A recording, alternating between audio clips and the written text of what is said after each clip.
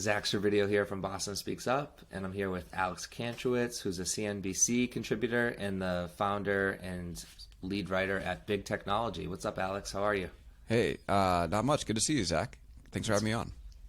Appreciate it. Good to have you here. And as I like to start out podcasts, would love to just ground people in sort of like your present day reality. So why don't you tell folks a little bit of what you're up to today with Big Technology, and maybe people will recognize your face when they see video clips popping around from this online, because you've been on CNBC quite a bit recently. Certainly, most recently I saw you on TV talking about the Silicon Valley Bank collapse. But yeah, talk a little bit about the mix of things that are keeping you busy these days. Yeah, thanks for the opportunity. First of all, I just want to say for those listening, this isn't going to be remarkable, but anybody watching can see that we're both hanging out with exposed brick backgrounds, and it's always great to be able to speak to someone with an exposed brick background. So thank you. Like from New York to Boston, here we go.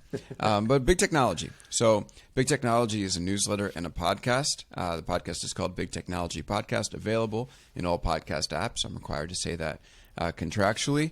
And it covers the tech world and its impact on society and some business stories. The newsletter hits once a week on Thursdays. It's free for now. And the podcast is twice weekly now. So there's a flagship interview every Wednesday with a tech insider or an outside agitator. And then on Fridays, I do a live show, typically with Ranjan Roy, who's this great analyst. He writes a newsletter called Margins on Substack. And we go live on LinkedIn and YouTube and take questions and talk about the week's news and put it on the feed right after that. And this is where I'm coming up on 3 years of the Big Technology operation. It started really in June 2020.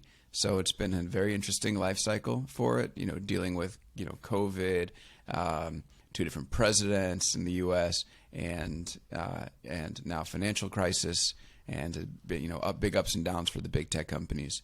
So, but yeah, it's been super fun. For a long time, I was a full-time journalist. So this is definite. I mean, I still am, but just not in a newsroom anymore. So it's a different reality, and I'm excited to talk to you about whatever you want to talk about, big technology or otherwise. We're going to definitely talk about big technology, because there's few in the world I want to talk to about big technology outside of you. Like, you're kind of tops on my list. Can you talk a little bit about tech insider versus outside agitator, and just maybe some recent examples of folks that you've interviewed that kind of fit in those two buckets? Absolutely. So, I think that listening to a podcast, and your listeners have this experience too, right? It's not like you're going to go and get the world's truth in one episode. One of the nice things about being on a podcast is that you get to listen to different perspectives and then sort of get to form your own worldview after that. And as a reporter, it's kind of like taking people along through my process, right? Which is that I want to speak with the people inside the companies. I had the product manager on YouTube Shorts. I had the guy responsible for, inside Google that runs Maps and Assistant and all these other, big parts of Google, even search, right? We had Jan LeCun, who is the head of AI research, or the chief AI scientist at Meta. So I want to bring perspectives from insiders like that, because they know what's going on inside the companies, and maybe with a little bit of prodding, they'll actually tell us. But I also want to get the critics in, people like Gary Marcus, who's talked a lot about how this new wave of AI is a bit overblown. People like Meredith Whittaker, who is one of the Google walkout leaders, who might have a different narrative about how that company is operating than the company's executives. And of course, we bring on lots of journalists who are, from being in the industry. A bunch of them are my friends. So, it sort of takes listeners into conversations of reporters as they, shoot the breeze about what's going on in the industry. Very cool. So let's talk a little bit about you mentioned you're contractually obligated to say. So who sort of are you in business with, and who supports Big Technology? Yeah. So, I guess that was kind of a joke, because I feel like people really hate it when, people go on podcasts and just talk incessantly about the stuff they have to promote. So I just say it once and just kind of, give it a wink. But Big Technology and Big Technology, the newsletter, Big Technology podcast, those are both independent properties.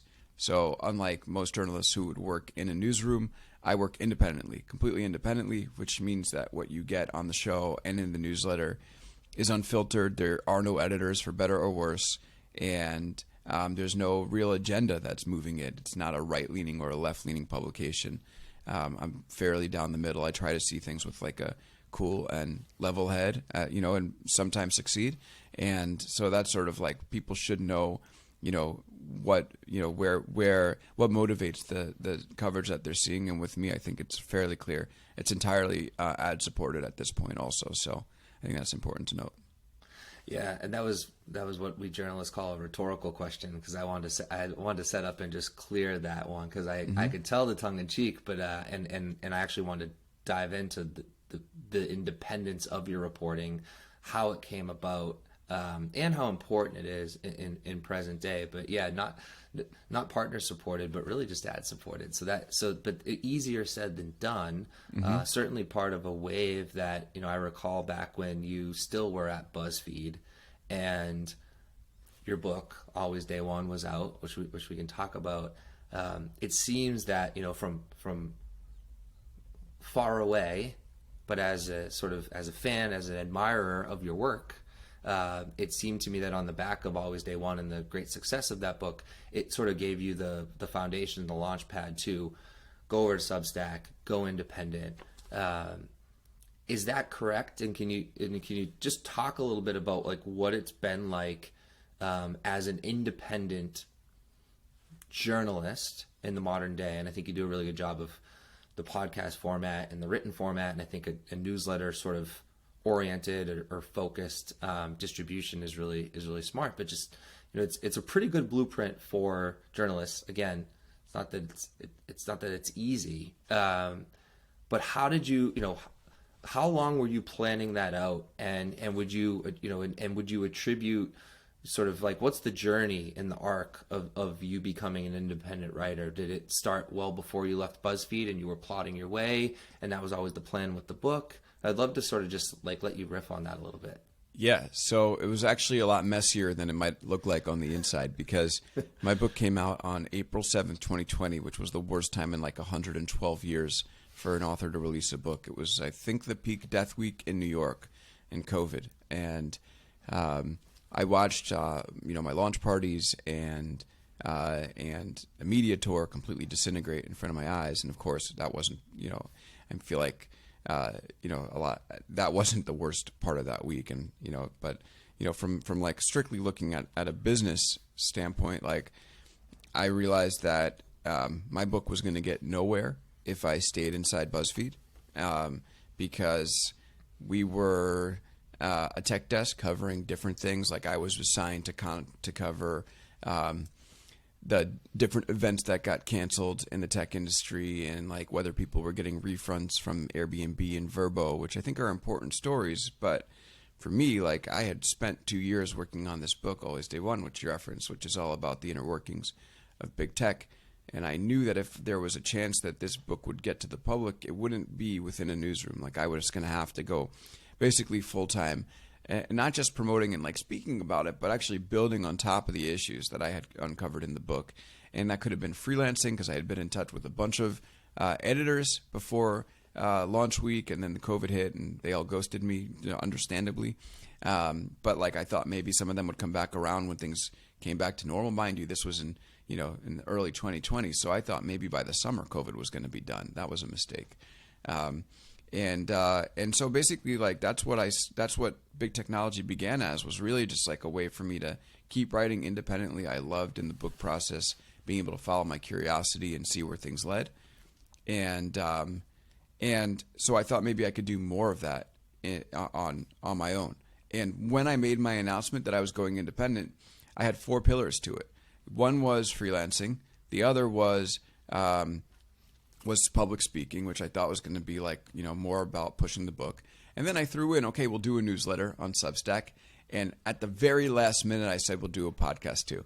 And when I, put my announcement on Twitter, so many people seized on to the fact that it was going to be a newsletter now. And I was like, oh, well, that's what they want. Okay. So maybe that's what we're going to do. And I had a conversation with Hamish McKenzie, who's like one of the co-founders of Substack. And he said, listen, every time you write for somebody else, you're going to get paid once, you're going to reach their audience, and that's it. And every time you write on Substack, you're going to build a residual following, and they're going to come back week after week. So why would you write for someone else? And I thought, okay, that makes a lot of sense. So I started putting a lot more effort into Substack, and the podcast came a few weeks later. And, I looked up maybe towards the end of 2020 and realized that I had like a legitimate newsletter and podcast business, and this had a chance to be self-sustaining. And here we are, almost 3 years since launch, and we're still going, which is awesome. That's wild. Yeah, it will be 3-year anniversary to that April 7th date you referenced in just a couple weeks here. Crazy. Which is wild. I'd love to discuss that you mentioned following your curiosity. In the following of your curiosity that you did in the book is what you're able to do as an independent writer. Well, let's talk about the book, and let's talk about. I'd love to talk about the impetus for pursuing the book. Very thoughtfully, you reached out to me and another buddy at the top of this year, and you were like, hey, thank you for the role you played in the book. And I was like, oh, that's right. Like Kantrowitz needed connections in Seattle because he was like going up and just kind of surfing around, like, trying to get in with those insiders. And I remember when you were on that book journey, and it was so cool to kind of, have a little bit of line of sight into it. Talk about the impetus for pursuing Always Day One, and then talk about that journey and that pursuit of your curiosity. Thank you. So first of all, you guys helped a lot, and I appreciate it, and thank you. And sorry it took me so long to write to you guys, because you did play a big role in helping me ground, my knowledge of the Seattle tech scene. So Always Day One is a book about why Amazon, Apple, Facebook, Google, and Microsoft continue to dominate even as they get bigger. And I know it's been a tough year for them, but they're still, if you think about it, I think Apple and Microsoft now make up the biggest percentage of the S&P 500 that they've ever made. So these companies are completely defying the logic of big business, which is you typically get bigger and you get slower, and then smaller companies come in and they eat your lunch. And of course, it's classic innovator's dilemma stuff. But just to put some context around it, last century, a company would last on the S&P 500 for 75 years, meaning that you really just needed one idea in your life, and you could have a lifetime of success. Now you last on the S&P 500 for 15 years, meaning your one idea isn't going to get you very far. You're actually going to need about 3.5 ideas. And if you think about these big tech companies, all of them have reinvented themselves over and over and over again over time. Right? Facebook, for instance, went from just a directory of friends to a news feed to not just Facebook the app, but Instagram and WhatsApp and Messenger. And now it's in the middle of another reinvention where it's trying to look like TikTok, and another reinvention where it's trying to look like the metaverse. I mean, Amazon, talk about Amazon, right? I mean, reinvented from a bookstore to a first-party marketplace that sells everything, to a third-party marketplace that brings in competitors to compete with its first-party marketplace offering, to a cloud service provider, to a grocery store, a movie theater, a movie studio. Not only that, it also is a hardware manufacturer with the Kindle and a voice computing platform with the A word, which I will not say because I will wake her up and she will try to sell me more Amazon products. And this is this sort of dedication to reinvention, right? Like it's always day one. You come in every day as if it's your first day as a startup. The best thing about being a startup is you don't have to spend a minute sustaining a legacy product. All you have to do is worry about building what the market wants and meeting its need that day as best as you can. And that mentality is something that you see all throughout the tech giants. And when I got up close and personal with them in San Francisco when I was working for Buzzfeed as a tech reporter there, I realized that it wasn't just a business strategy thing and it wasn't just a mentality thing, but it was a culture and a leadership thing. And it was all about processes, the processes that you put in place to reinvent and the technology that you put in place to reinvent and that enables these processes. And so pitched that story, and even before any publisher bought it, got on a plane to Seattle and basically said, Amazon is probably going to be the toughest company to crack here. So let me go here and make sure I get the Amazon part of the book right. That's eventually where we got the name, and because always day one is what Jeff Bezos says, and that was the beginning. And so I called you guys right when I landed in Seattle, and I knew I had to get there. I just didn't know who to speak with, and you guys put me in touch with some good people there, and so it went. Yeah, it's a very vibrant tech ecosystem, and in a lot of ways, as I've moved back to Boston from Los Angeles, having spent 5 years in LA and spent a lot of time in San Francisco and more broadly Silicon Valley, and having had the opportunity of working with a lot of startups in Seattle, which is why I had some level of insight into that market. Seattle and I find Seattle more like Boston than I find Seattle like anything else. But I also found Silicon Valley and Seattle to have Seattle's an interesting mix between like East and West Coast, I guess I should say. There's a focus on EBITDA in Seattle that I really appreciate. I guess in a lot of the investors I know appreciate. I know when we were talking, like a lot of the folks that I knew in that market were sort of like, successful VCs because they're investing in, a lot of founders from that Amazon ecosystem. And I don't even remember like Connor Foley from Downstream Impact, and then they got acquired by Jungle Scout, which is from Summit Partners, like $100 million exit like a few years later. And Connor was just like a very successful like manager director at Amazon. And so Amazon just has birthed this incredible entrepreneurial ecosystem in Seattle. And then similarly, they're building and providing a lot of jobs here in Massachusetts where I am. So there's certainly that sort of, there's positivity and sort of like not just job growth, but like entrepreneurship. And so I acknowledge that, and I'm sort of using that as a preface in saying like, what do you think are some of the challenges in the strength and power? You mentioned Microsoft and Apple's dominance in the S&P. What do you think, what do you think that means to the overall innovation economy? Good, bad, and ugly. Well, now it's a very interesting moment because it does seem like the tech giants are more vulnerable than they ever have been, despite their massive size. And we'll see. This is sort of the ultimate challenge of whether they can go back to day one or not. Not to be cliche about it, but you have a company like Google whose bread and butter search is now under threat by companies like OpenAI and even Microsoft, right? Where it's just like, okay, well, people used to find things on the web in one way, and now they might find things on the web in another way.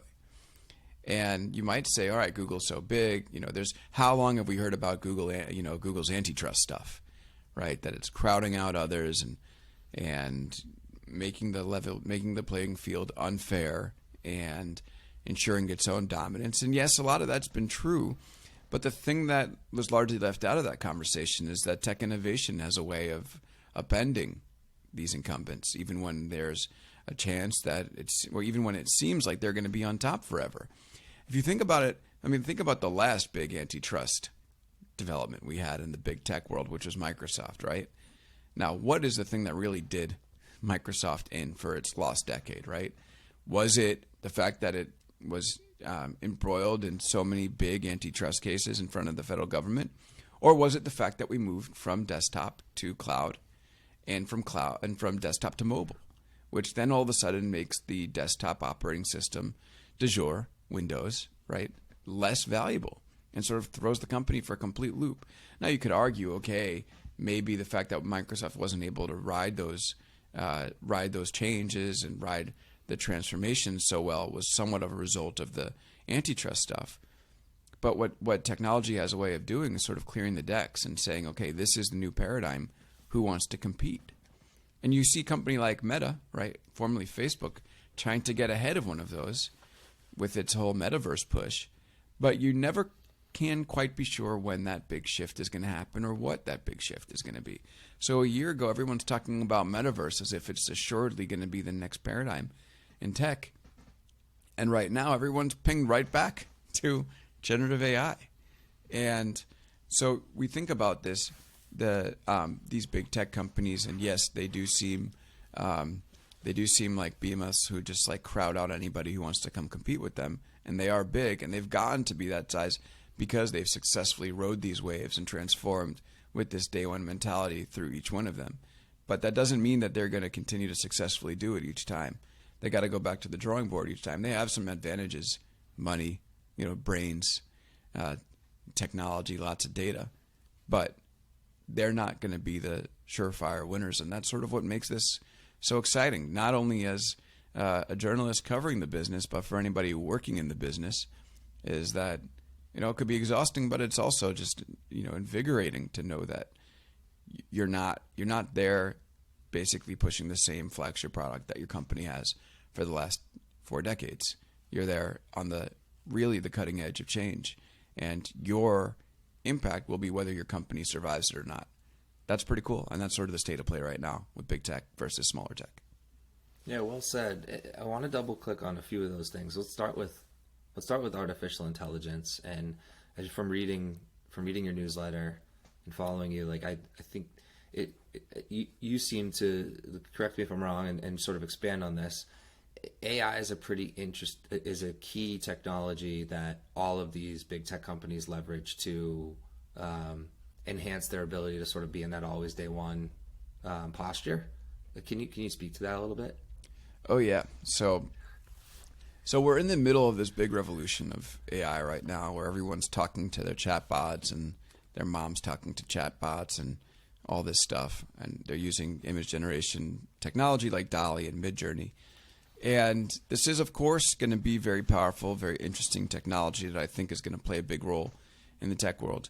But AI extends far beyond that, and I think that it's much more than just chatbots and much more than just image generation. And inside the big tech companies, they've been using artificial intelligence to change the way that they work for quite some time. And the way I think about this is there's really 2 different types of work, right? One type of work is called idea work, right? That's anything involved with coming up with a new idea and bringing it to life. And the other type of work is execution work, or you could call it support work. Maybe that's a better word for it, but that's basically anything involved with supporting an existing product or process. And through the last 100 years or so, we've actually gone through some very dramatic shifts in terms of the ratio of idea work to execution work. In the industrial age, all the work we did was execution work. So someone would come up with an idea for a factory, be like, all right, we're going to make these widgets. That was the idea work.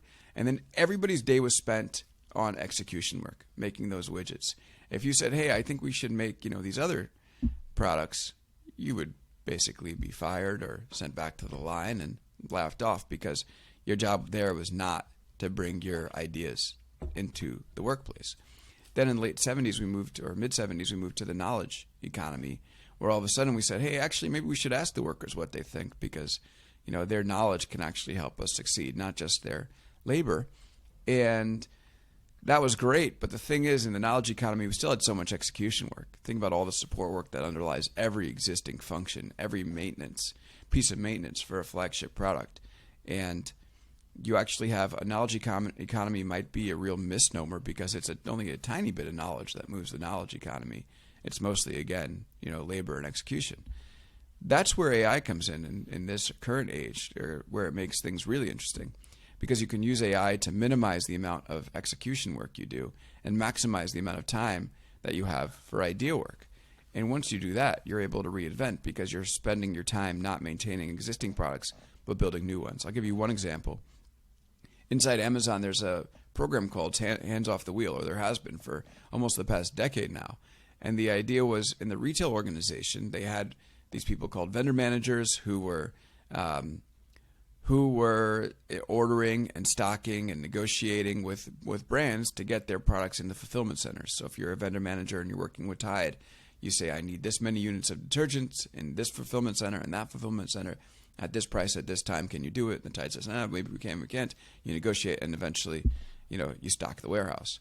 And what Amazon realized was that the technology that they had, AI technology, could basically digest all the data that they had been doing across 2 decades of ordering, and actually decide, okay, well, we can put this on autopilot via the AI and probably do a better job than people.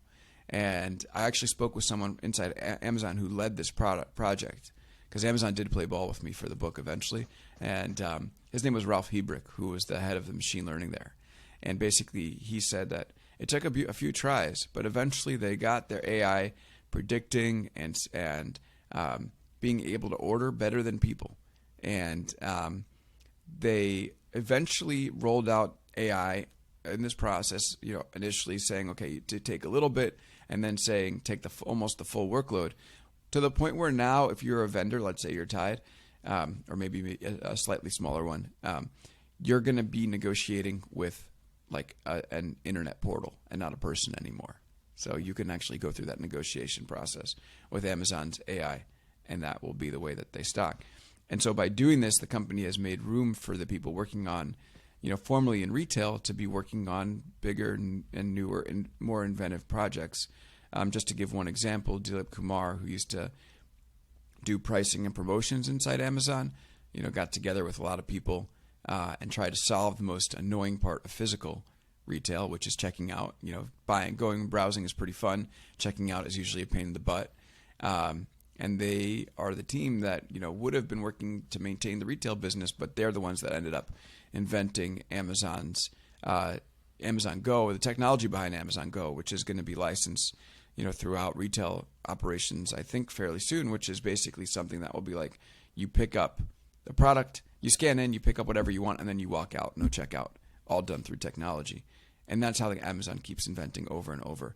Minimize execution work through AI, make room for idea work, and reinvent over and over again. And it's been a pretty successful formula for them, I would say.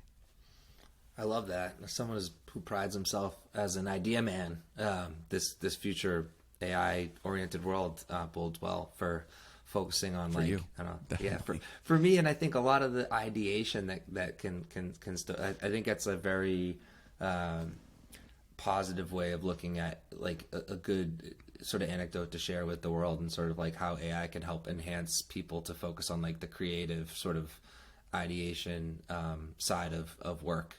Which it's also just a much more exciting workday. I mean, if you think about Maslow's hierarchy of needs, right, where like these are the needs that we need to get met in our lives. The basic one is subsistence, right? I have a job, I can provide for my family. The very top is self-actualization, right? The height of humans meeting their needs is actually to self-actualize and to fulfill your potential. And when you're working on creative things, and when you're working on invention inside a company versus pushing paper, you're now moving the workday from the very bottom of the pyramid to the top, and that's pretty cool. Yeah, it's very cool. Let's talk. You've referenced Amazon a bit, and it's great that you cracked that nut and you got in those walls of Amazon, but you got inside the walls of Facebook as well. And we were kind of connecting pre-podcast. Like I had asked you sort of like the most challenging interview you had, and you mentioned Mark Zuckerberg. So I'd like to talk about that. I'd like to talk about sort of like specifically, I'd like to learn a bit more about what it was like to interview Mark, and then I'd also like to just get your thoughts on Meta. You sort of referenced the bet they're making on the eventual metaverse permeating society, and are they too early? They're of course early. Are they too? Is it too early that it's taking focus away from other ways that they could be bolstering their position right now? Maybe vis-a-vis like AI, or maybe you have anecdotes where they're just as impressively leveraging AI for things internally, or maybe they aren't. But I'm just curious, like your general thoughts on Meta, and sort of what it was like to sit down with Mark Zuckerberg. Yeah, it was pretty interesting to sit down with Zuckerberg. I mean, the challenging thing with him is that he, you have a limited amount of time and you could spend hours there, right? And unlike a lot of big tech executives, Zuckerberg is just going to give you the truth. Well, not that the others will lie, but I feel like Zuckerberg is going to be a lot more candid, because he's like, all right, well, no one's going to get me in trouble if I say something. So he actually feels more comfortable, I think, speaking to the actual issues within Facebook. And of course, he's full control of the company. So that's like, you can ask him like meaningful questions and he can give meaningful answers. But he also knows, not only the ad business, not only the media business and entertainment business, but he knows a lot about AI. He knows a lot about engineering. He knows a lot about politics. He knows a lot about sort of sociology behind his network. And so you really do need to spend time like you got to be very, very precise on your questions with him, because the answers can go in all different sorts of ways, and they're going to be interesting for sure. But like, it's not going to be an easy interview. It's not because he's evasive, which is important to point out, but just because like, he can go all over the place, and you're definitely going to learn stuff. But you have to be very economic with your questions and make sure that you're asking the ones that are going to get you the most bang for your buck, because you don't get to hang out, with Zuckerberg every day. So that was a challenge for me. One of the things that I did. Sorry? Oh, 45 minutes. Yeah. Okay, cool. So it wasn't too short, but one of the things that I did was I spoke with a lot of people about him beforehand. And then, like, while we were having our meeting, I was like, "So Mark, I heard this about you. What's your reaction here?" And that was pretty fun to like go through those things and try to basically like have him confirm or deny the things that I had been hearing. Was there like a particularly surprising moment in the meeting where he was like incredibly candid, or surprised you with thoughts that you hadn't anticipated? Yeah, so we were talking. So Facebook had been building a dating product, because I'd been asking. I was like, "Do you use Snapchat? Like, what products do you use?" And he's like, "Yeah, look, we were building a dating product," and he's like, "I had to try out the dating apps." And I was like, "Oh, okay." I was like, "You used your own picture?" He's like, "Yes, I did." And he was found, like, he was on one app and he was trying to show it off to his wife, and he showed her like the person that he was like served as like the one match of the day or whatever it was, and it happened to be one of her friends, and she was about to go to lunch with this person. So that must have been a kind of awkward lunch, because in San Francisco you never know. But that must have been an awkward. No, Mark is not actually looking. He was just trying to figure out how dating products work, because Facebook is building dating. So we would like to immediately refute rumors that Mark Zuckerberg is a swinger. We cannot confirm that is the case. No, we can't deny it either. Well, but we're not going to confirm it. Interesting. And I guess follow up on Meta, and at the time it was Facebook. Like, what were your thoughts? And you were referencing this before we went live. Like, we spent some time together, like when Snapchat was really on that ascent. Mm-hmm. I had moved to Silicon Beach, and we had met when you were at Advertising Age. Right. And in 2011-12, like, I kind of made that move to LA because I thought it was a good place for me to sort of build my profile as a hungry mid-20 marketer that was having a hard time burrow high enough on the East Coast. And Silicon Beach was this burgeoning tech community, and Snapchat was bursting on the scene, and all the ad tech companies you covered at Ad Age were like getting like acquired, and then they were becoming the monetization team at Snapchat, and it was Snapchat. It was just everything was Snapchat. And like, there was great energy there. It was such amazing energy. Dogtown. Dogtown. Oh, I just love it. It's a special place. My wife and I got engaged there. Our daughter was born there. Like, really special place. But the scene there. I mean, I remember the day I woke up, and I had a bunch of text messages from like Carrie Flynn, who's at Axios now. She's like, "Zach, I think you live right by the Snapbot. Like, go check." And I like look, and I like go out my house, and I'm like, "Oh wow!" Like, there's like a vending machine that's got like a smiley face on it, and got one of the first pairs of spectacles, and did my review for Recode, because like no one had access to it except people that were randomly in Venice Beach. I'd love to get your thoughts on that moment in time for Snap, and the offer that Evan Spiegel ultimately turned down from Facebook, and how you sort of think that's all going for Snapchat, or I should say Snap Inc. Yeah, it was a very interesting moment, and it seemed like Snap was on the ascent with no real ceiling in sight. Yeah. And Snap really acted like a company whose success was going to last forever. And it didn't put enough effort in, I don't think. One of the stories I came out with that week that I was down there was that Snap was basically ignoring influencers, and they couldn't make their way into the company's, support system or whatever. And that inevitably harmed the company, because influencers are business people, and they will go where the money is, and they will go where the support is. And a lot of them ended up going, you could create amazing things with stories. I mean, do you remember the Snapchat stories influencers? What are these people like Sean Roos and whoever they were? Yeah. they were Jerome Jarre. They were so famous, and eventually, like and Snap failed to realize that they were a draw on the platform, and they went elsewhere. They went to YouTube, and they went to Instagram when Instagram copied stories, and Snap, I believe, is still suffering from this because the chat part of Snapchat is doing great, right? The company is growing by so many users every quarter. It's really tremendous, but it's growing as a chat app, not as a media app, and the media app is where the money is, right? And so that's been behind some of Snap's big troubles, and I guess a subpar ad tech team. So, those acquisitions might have helped a little bit, but not enough. And now you see its top sales executives have just moved to Netflix, which is an interesting progression. So I think Evan was definitely right in not taking a $3 billion deal from Facebook for that acquisition, right? What Snap's market cap now is way above 3. I mean, he might have been diluted a little bit in the IPO, but it's a much bigger company now, independent. And I think we need these independent companies. But I do think that it became a little high on its own supply, and it believed its own myth a little bit too much, and a little bit more humility on behalf of Snap would have gone a long way. Yeah, that's interesting.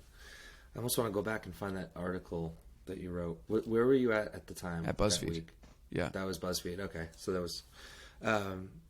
let's talk about... I'd like to talk about voice a bit, and I think voice kind of coalesces in with artificial intelligence, but you mentioned the A word earlier.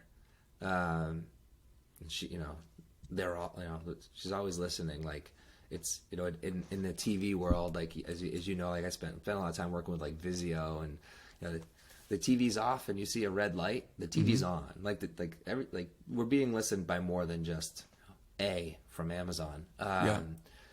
What's the role of sort of like voice and sort of just this sort of like subtle voice capture, and like what is it and what it means? It's like, I think in particular what it means from not so much I certainly what it means from a privacy perspective, but like what it means from a sort of like an artificial intelligence perspective, like how it plays a role in the future, because there's all these walled gardens. Like, just speaking from a media world perspective, like let's talk TV. Like, there's all this friction in television.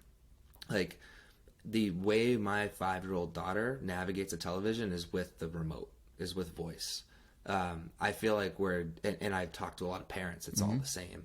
It seems we're conditioning the next generation to use voice to maneuver life. So I feel like voice and AI are this incredibly powerful companions, and I'm just kind of curious your thoughts on that. Yeah, totally. I mean, I'm not very worried about the privacy side of it, just because if these companies were to really listen in and do weird things with the audio in your house, there would be a tremendous cost for them to pay that would go far beyond the benefits of snooping. They might do it, but I don't think they will. I think it would be stupid of them. Not that they haven't done any stupid things. Yeah, right. It wouldn't be good business. I'm just talking it through in my head, but overall, I sort of, or I guess out loud, but I sort of feel fairly secure in that data. I do think that one of the interesting things about this current wave of AI, right, is that it's been all text chatbot and not voice chatbot. And I think we're going to eventually get there.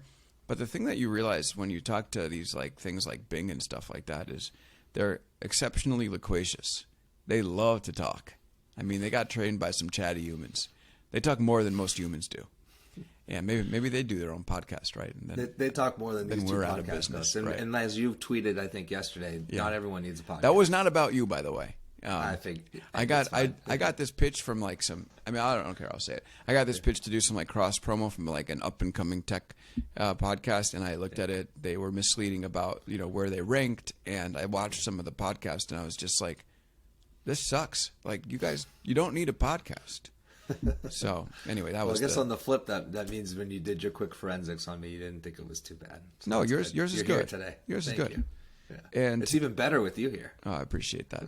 So the thing is that so the AI talks a lot, and I think that eventually, if you build the smarts into voice assistants, I mean, doesn't it seem like it's going that direction, where like it's just gonna these voice assistants like will get smarter and they'll learn to be more brief, and that then plus they're actually augmented reality too. Yeah. Like I start to imagine like that, and then the augmented sort of annotated layer of information in front of you. It's you start to cobble these technologies together, and you start to see like the future unfolding. Right. Just wait. I mean, that's the thing. Like, we're never gonna have NPCs in video games anymore.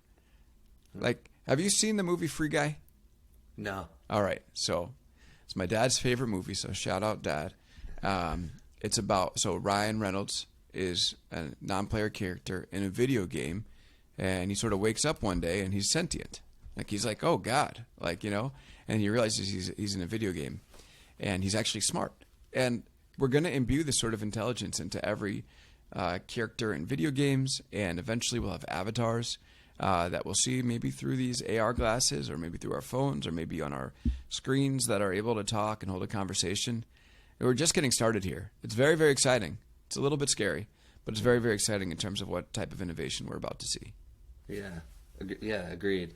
So let's talk a little bit, I guess a little bit scary.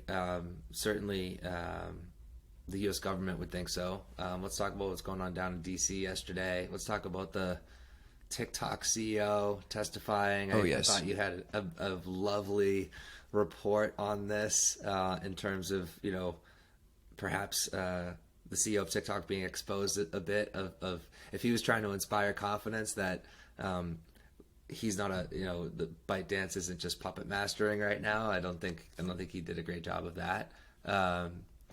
Talk about why TikTok is under fire right now, what it means for a Chinese-owned business to have the data it has, and what it may be doing with that data. And then talk about sort of the latest over the last 24 hours. Yeah, so I think that this is all happening now because of the war in Ukraine, weirdly, but the United States just had a full reexamination of its businesses and where they operate, and decided that they didn't want to operate inside Russia. And one of the things that people have talked about, it's like a natural, like, well, what if China invades Taiwan? Like, what's going to happen with TikTok? And that, I think, caused lawmakers to start thinking more about it. It's also under review in this part of the government called CFIUS, which reviews foreign investment in the U.S., because ByteDance bought Musical.ly, which is sort of like the predecessor to TikTok, which had turned into TikTok. So there's like some review there.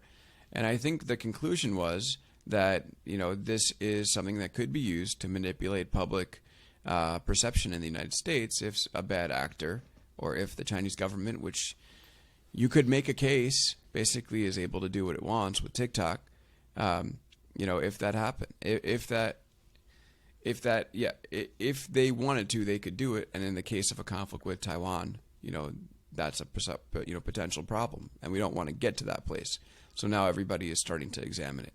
That's the good faith sort of perspective on it. The bad, if you're a little bit, more attuned to the politics, you also know that politicians are always looking to score points, and they went ham on big tech and then realized that this was sort of critical to the U.S. industry, and so they stepped back, and now they've found like a pretty opportune target with TikTok, and they realized that they could ban it, or cause it, force a sale, and it wouldn't actually harm American industry, might help by driving users to YouTube and Facebook, and we'll see if we want a government that involved. But that's why you end up having the CEO of TikTok, Shou Chew, come to the U.S. Congress yesterday for a hearing about TikTok's behavior when it comes to data practices, TikTok's assurances that China is not involved, and the U.S. government came with some pretty good questions.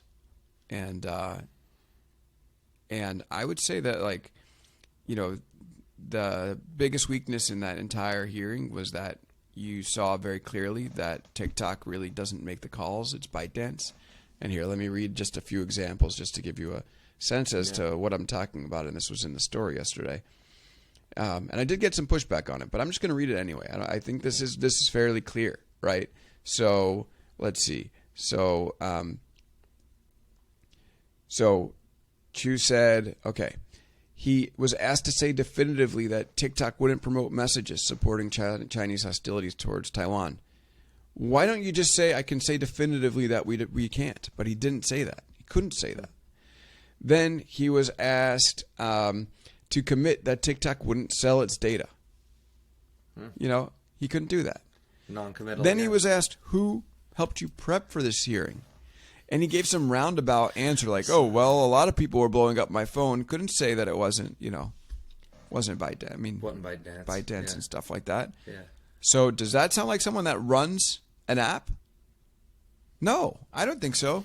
And I'm getting some flack on Twitter today saying that, like, this is speculation. I mean, anybody watch the hearing? Because if you watch the hearing, you saw it was plain and true. And there's no other way to see it. And so that was my main takeaway. And I think that will make people in the U.S. even more concerned. Although I continue to think we have to wait for a foul to see anything happen to TikTok. We haven't seen that foul yet, but who knows? Interesting. Yeah, what are the... And just as example, like, is the flack that you're getting on Twitter, folks, like, is it folks that just believe that the CEO of TikTok is more in control than his, that not you, you're simply exposing his answers. So he's the one suggesting that he doesn't have the answers. Yeah. And you're simply, because I find what you just read, and I saw the part about, like, when you were like, he wouldn't even say definitively who. Did you watch that YouTube video? I did. I got to watch the video. Oh yeah. Yeah. I'll watch the video. To me, that's you just kind of, you're not even reading tea leaves. You're like presenting them. Right. You're like, that's exactly what he said. This is the non-committal sort of matter-of-fact response. So I think you're getting at something that's really important that's worth talking about, which is that there is going to be a constituency that's highly pro-TikTok in the U.S. That's going to be the political calculation that the U.S. government's going to have to worry about. And by the way, that isn't just going to be everyday TikTok users. It's going to be journalists who have TikTok accounts who are going to make this seem like a real foul on the behalf of the U.S. They love their juiced views on TikTok. Yes. They have TikTok accounts. By the way, I have a TikTok account. But me too, if the right thing to do is ban it, then go ahead. Go ahead, yeah. I mean, you have it because it's part of the mix, and like exactly. It's the right thing to ban it. Like, it's not gonna lose sleep at night. Right, exactly. And so, and they've taken a lane and they don't want to let go of that. And I think they also have sources inside TikTok or something like that, or they've been persuaded by TikTok PR. It's very interesting. But like TikTok's head of operations yesterday came out and called these concerns that the hearing xenophobic, which to me is just like so off base. It's not xenophobic to bring up real concerns about data privacy. And it's even, to me, the hearing, and I sat through many of these hearings, and most of them are garbage, but it felt even more justified to see the stuff that TikTok was talking around versus, actually addressing head on. It was a very revealing hearing, which you don't see too often. You learn nothing from Mark Zuckerberg's hearings outside of Congress, not really knowing how to use their phones, asking about sending an email on WhatsApp. So, yeah. Well, few questions. First one, you mentioned that some good questions were asked yesterday. What questions weren't asked that you would have liked to have seen asked? Ooh, that's a good one. I don't know. I think they really did ask the questions that I wanted to see. I just wanted to hear a little bit more about the connection of TikTok and ByteDance. Yeah. That was mostly it. Yeah. I mean, they were asking about financial numbers. I would have loved to know the answers to those, but they are private companies, so you can't do anything about that. So I think that, look, this is one of the hearings. You know what? Here's what I would have liked to have seen that I didn't see, okay? Mm-hmm. It's Congress people learning to just be quiet and listen. You're at a hearing. Let's hear the witness. Not you. It's not about hearing the Congress. It's about hearing the witness. So you have someone who's sitting in front of you who actually has a penalty for not telling you the truth. So go find some stuff out, right? And I felt that there were members of Congress that were just way too interested in having a YouTube moment, which always happens. So but like this was really delivering egregious.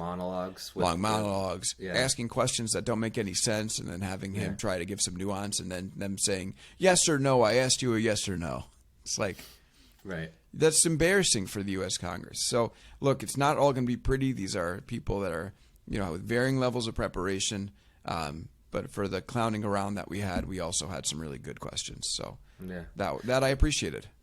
And I pointed out that the COO of TikTok, V Pappas, this person tweeted about the xenophobic line, and I said that that's quite an interesting way to put it, and they said that they want to talk. So like, I'm here, I'm ready. I followed up on a reply and DM. So if we get a chance to talk, I'm definitely going to ask these questions, and I'm willing to have my mind changed if that's what it comes to.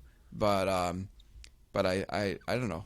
I think it's interesting the way that TikTok has defended themselves. Maybe they sound a little bit desperate, honestly, and maybe they're very worried that this enforcement action will actually be taken. Yeah, well, it seems so. It seems that there's some worry. I would think that there'd be more confidence and bravado behind the answers yesterday if you felt more confident in your current position, or were allowed to. Yeah, exactly. And I guess that speaks to the sort of who's really controlling things here, which is ByteDance. CNBC, will you be on CNBC talking about this? How regularly are you on CNBC, like talking about these topics? And then, and sort of from there, I'd love to talk a bit to you about some of the recent things you've been on CNBC talking about, which is the Silicon Valley Bank spiral. Yeah. So, I mean, CNBC, if they, I'm on like 3 times a month. So they have like a really good mix of contributors, and I'm one of them, and I'm very grateful to be. And, yesterday during the hearing, for instance, like I was on standby in case they wanted to break out, and there was like, I think, good enough testimony that, they kept on, and so, but, we'll see. If they call me, I'll be on, and if they don't, then I'll wait for the next opportunity. All right, cool. Well, let's talk about that recent opportunity you had. So, here in Boston, and it's like this in a lot of communities. Last I had checked, and I have had a pretty intimate relationship over the years with Silicon Valley Bank. They sponsored my Boston Speaks Up for 3 years. Did that just end because of this? Well, it ended at the end of December. At which point, I had some tea leaves that I could have read, that I was reading for. What were your tea leaves? Q2 of last year. Yeah. There was a big shift in the amount of investors in Boston that were investing in alignment with seemingly with SVB's interest in Boston, and the investors were kind of like going outside of Boston. And then in December, I had some candid discussions with people who are like lovely people who, SVB has in all these communities, but certainly in Boston, like a big infrastructure that basically supports founders, in particular first-time founders. And so there's constantly events, there's programming, there's they're supporting, the resources that go into podcasts like Boston Speaks Up that didn't exist in a Boston market, for founders. And so, there's a big hole and a vacuum actually left that the SVB's gone. But in December, it was communicated to me that they had to tighten their belts across the board, big time. I won't get into the specifics, but like I even learned budgets that they had for X, Y, and Z, because these are people that they're my peers, they're millennials like us that are in important positions at SVB in Boston, whether they're in the sort of like Series A and below group, or in the Frontier Tech group, which is like above Series A, and they, whether it was for community events and programming or sponsorships or investments and resources in startups, it was just like all these budgets were coming down. And so that was in December. And so there was a potential for us to maybe stay in some level of relationship, but the budgets weren't really there. I was like, hey, it's fine.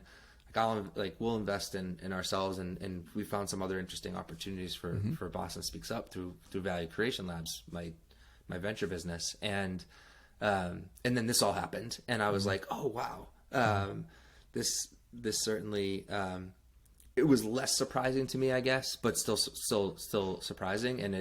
And my big concern, which is why I was really rooting for First Republic Bank in all of this, is they've been following the SVB model in Boston, and one of the dudes who's a buddy of mine, he used to be the GM of Bostino, where this podcast indicates.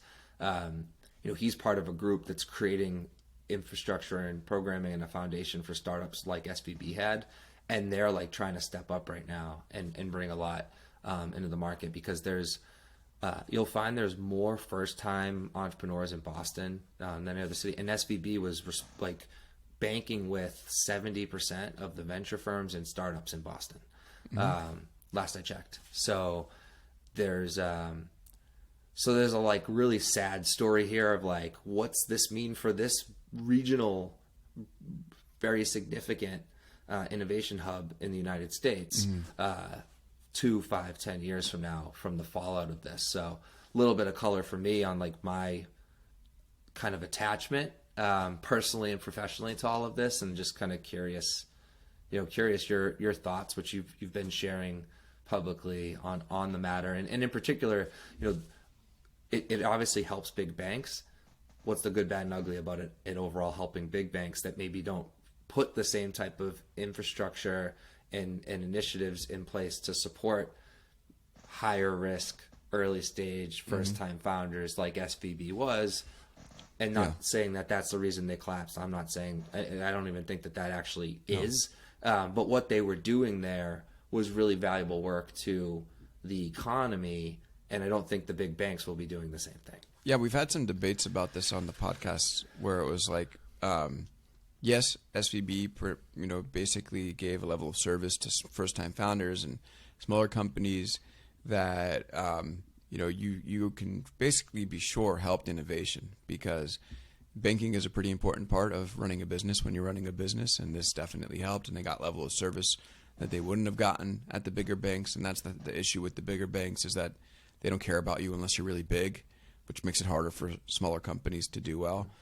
On the other hand, they also they did venture investing, and they enabled a lot of the froth that went on in the zero interest rate times, and clearly believed they were going to go on forever because they're a big investor in Whoop. Yep. Like 56 million. Exactly. In Whoop. And Ron John Roy, who comes on Fridays on Big Technology Podcast, pointed this out, that deposits in Silicon Valley Bank tripled while the rest of the economy went up by 30%. So you think about it, they were also part of this cycle of just like massive funding to startups without lots of checking, and that led to froth in the economy, which inevitably had to be tamped down by inflation.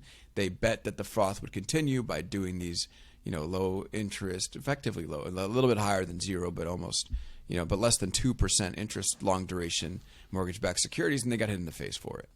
So it's a very interesting story. It's a very interesting story. And the hope here is, I feel the same way as you.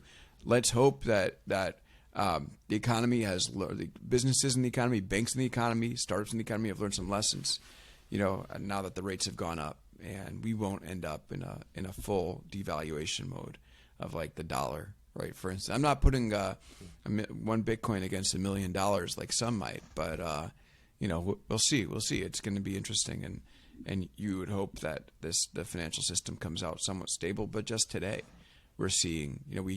This week we had the Credit Suisse capitulation, right? The sale to UBS, and we're already seeing more weakness in smaller banks. So, and then of course there's the commercial real estate aspect of all this thing, which is that cities are starting to basically not get the recovery they expected after COVID. And a lot of these big buildings have commercial real estate loans with regional banks.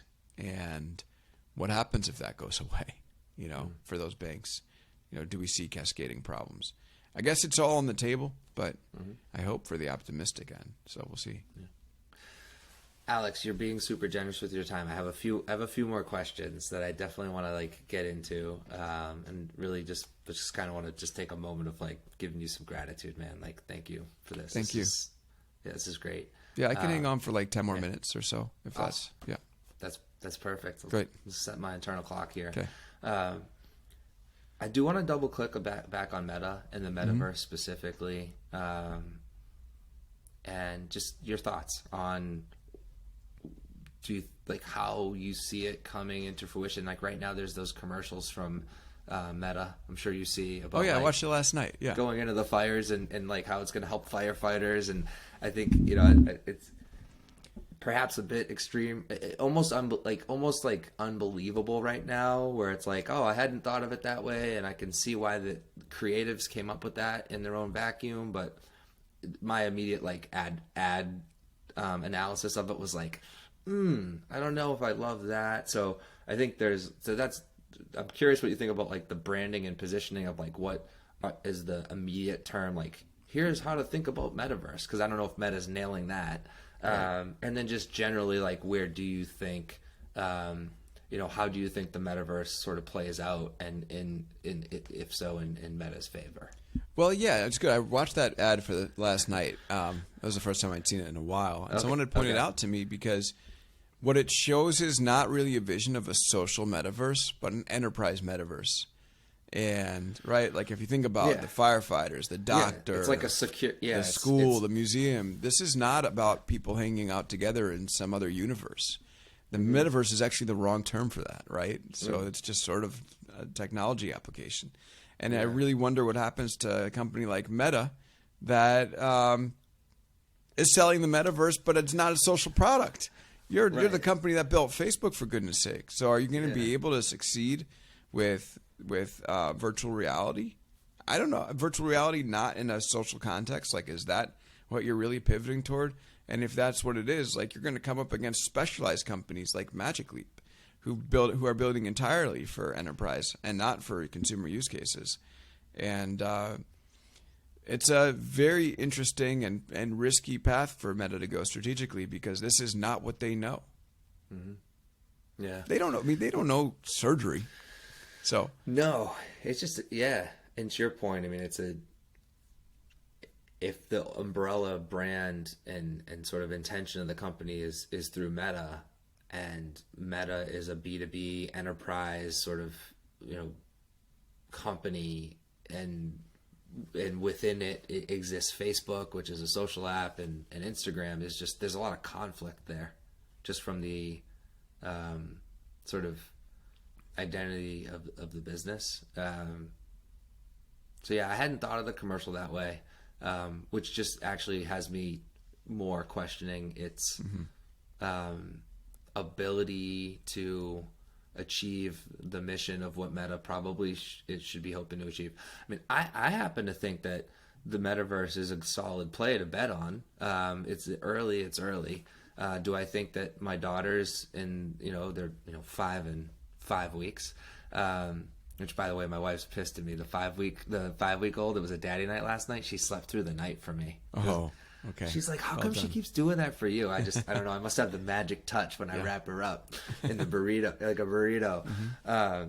But I imagine them like experiencing, like I get crazy nervous about like the bullying and all the bad stuff that can happen with it. But as teenagers, like teleporting to France and learning French, or and like all these experiences that they can have to sort of like learn about the world, and like the knowledge. So for me, like the knowledge and the interactivity that the metaverse offers, the knowledge transfer, the interactivity, that excites me. And then I know a couple, like, call them kids. I mean, they were 22, 23-year-olds that came to LA when I had been out for a few years, that were from BU or Emerson College, and they're like, one of them's got like a metaverse design firm, and like there's like this like really interesting. There's a lot of interesting things happening in like the true like consumer metaverse, and it's just a very the early adopters are playing with it, and it's going to take a while for the laggards to get on. Mm-hmm. But yeah, like the consumer metaverse, like the metaverse that we more probably associate what we thought Meta is or will be. What are your thoughts on that? Yeah, it's going to happen. It's just going to be a while.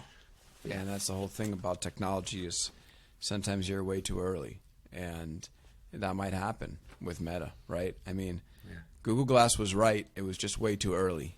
Mm-hmm. Meta is probably right also, but what type of time frame are we looking at? Because when you're losing $10 billion a year, then you're in trouble. And for me, it's like the 2030s. Like it's like that sounds right to me. Yeah, like it's not this decade. No, it's maybe at the start of the next one. Okay, yeah, that's interesting. Who would you say of big tech companies is most vulnerable right now, and why? Google seems like it's the one, right? Google or Meta? Meta, because it doesn't have an operating system, and Apple is beating the garbage out of it. And Google, because search looks like it's about to go through a pretty big transformation. And it's kind of like what Microsoft dealt with. Absolutely. Same thing. Yeah. Same thing. And we'll see what happens with Google. Yeah. Cool. All right, so let's go deep. All right, so just last couple of questions. If you could be remembered for one thing in the world, what would that be? Yeah, I mean, like, I don't even think it's professional, honestly. Like, I enjoy what I do professionally. I have a lot of fun. I really love hearing from the audience and, putting out a story or a podcast that resonates. But I don't think it's the main driving force in my life. Like, I think, like, if I'm remembered as anything, like, hopefully it'll just be like good spouse when we get there, good father when we get there, good son when we, while we're there. So just like, that's my main goal in life, is just coming to people and treating them as they deserve. And no one's perfect at it, but it's definitely like, I feel like your existence on this world, like when you strip away everything, is just your relationships with people. And so that's sort of what I'm interested in. That's great. I love it. Be good to people. I remember when I graduated from Boston University, they gave everyone in the College of Communication a book with a smiley face on it. Mm-hmm. It's called The Power of Nice. Yeah. And I remember being like, I got all this student loan debt, and you're handing me a book with a smiley face on it about being nice. Like, what's that going to get me? Mm-hmm. And like, I've read that book 5 or 6 times in my life. I'm like, it's good to be grounded. Just be good to people. I mean, it just so happened. It's sort of like The Secret, if you're familiar with The Secret, where it's like you put good out into the world and good will come back. So be a good person. It just so happens when you're a good person and you're a good person in business, like then good business will happen too. Right. But be a good person for the sake of just being good and outside of any sort of like professional or business gain. So I like how you couch that too. It's like not so much about being remembered, having a legacy from a business perspective. It's from a human perspective. Yeah. And it's not always possible. I mean, one of the things that like, I think that I've learned is that a lot of times people are going to want more from you than you can give or you should give, and they're going to get upset. And there's sort of nothing you can really do about that. You also have to like look out for yourself at some point. But yeah, it's definitely been interesting to have like, encounter some of the folks who we're living in like a pretty entitled society also.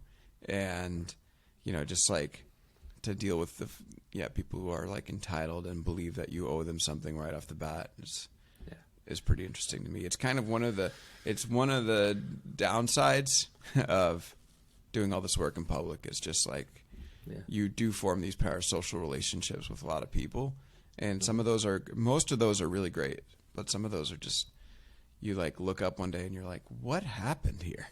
And you're not fully dialed into the other person's experience.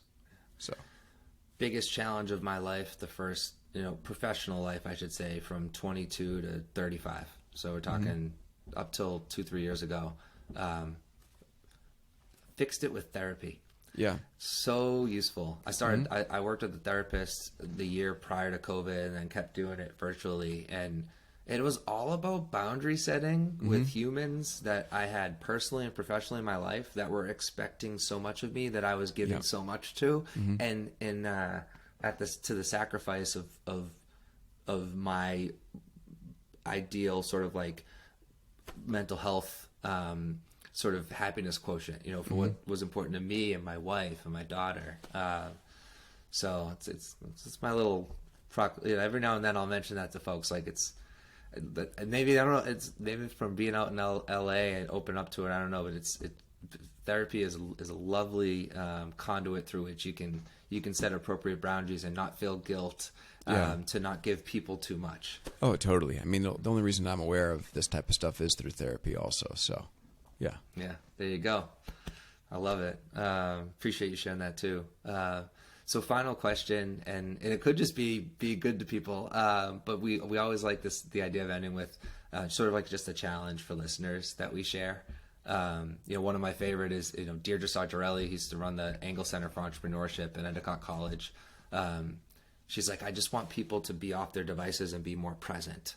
So it could be anything, but just like or it could, go challenge you to go read this, because my buddy Galen Moore is like, I want everyone to read the Bitcoin white paper so they can understand it. I'm like, all right, Galen, that could be your challenge. But did you have a fun challenge for listeners?